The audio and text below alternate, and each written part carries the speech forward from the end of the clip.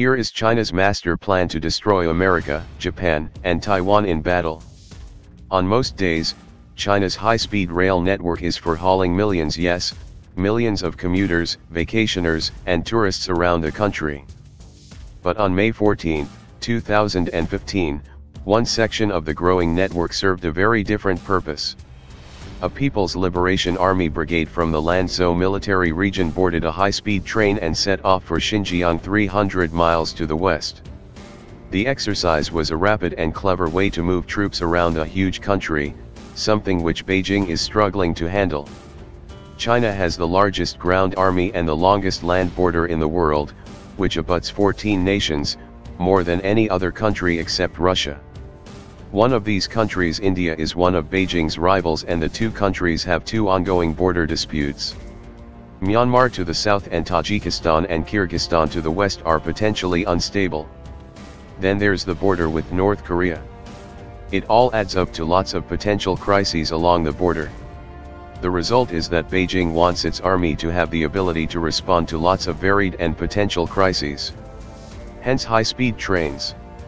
China's army is starting to move fast. The Lanzhou Brigade's trip, which included its equipment, was the first time a military unit had ever traveled along the high-speed rail line to Xinjiang. The western province is home to an insurgency fought between the state and ethnic Uyghur Muslim militants. The state-owned Chinese military newspaper Jifang Junbao anesthetically described the exercise as part of the military's power projection and combat readiness force movement onto the contemporary train of civil-military integration. This is an oblique reference to China using civilian infrastructure for military purposes. China has the largest high-speed rail network in the world, defined as rail lines with trains traveling above 120 miles per hour. China has 6 high-speed lines, and the one to Xinjiang is the newest, having opened in 2014. But Beijing will more than double its high-speed lines in the 2020s. The trend toward increasing dual use by the military is also on the rise. A lightly equipped division could be moved on the Wuhan to Guangzhou line about 600 miles in 5 hours, a fairly rapid mobilization in military terms, the state-owned China Youth Daily reported in 2014. U.S. Army researchers have taken an interest in this.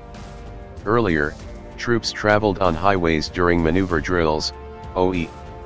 Watch, the Army's Foreign Military Studies Office newsletter, noted last June. This new mode of transportation is an improvement. With troops now able to step out of their barracks and onto the high-speed train, troop movement will be significantly faster. One of reasons China wants its military to move by rail is because wars erupt much faster today.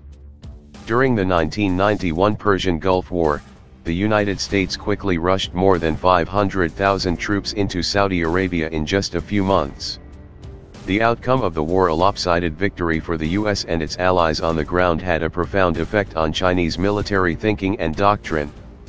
Since then, the biggest changes for the Chinese military have been in the air and at sea. The PLA began to emphasize air power more than ground power, and in particular, investigated the potential for long-range precision strike, Robert Farley of the Patterson School noted at the National Interest. China's 2nd Artillery Corps, recently renamed, responsible for the maintenance and deployment of nuclear weapons, also received considerable attention. The 2nd Artillery began adopting new precision strike weapons for attacks beyond China's borders.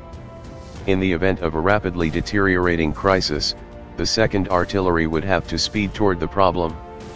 This is where high-speed rail comes in.